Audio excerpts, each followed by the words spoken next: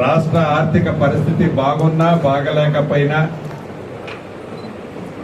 పేదోడి కష్టాల్లో ప్రభుత్వం పాలు పంచుకోవాలని గౌరవ ముఖ్యమంత్రి రేవంత్ రెడ్డి గారి నాయకత్వంలోని మన ప్రభుత్వం కళ్యాణ లక్ష్మి చెక్కులతో పాటు విద్యకి వైద్యానికి పెద్దపీట వేసి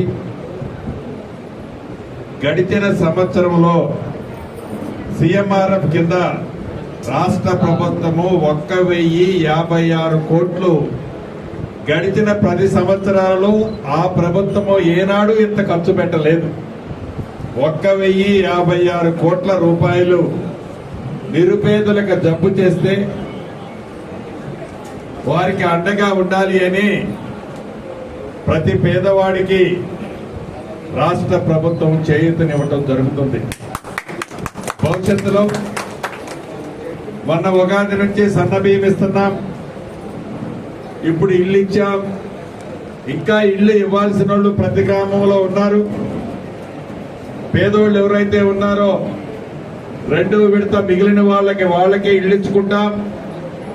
కొంతమందికి రేషన్ కార్డు ఇవ్వాల్సిన వాళ్ళకి కూడా ఈ నెలాఖరులోపు అర్హులైన వాళ్ళకి రేషన్ కార్డు ఇస్తాం.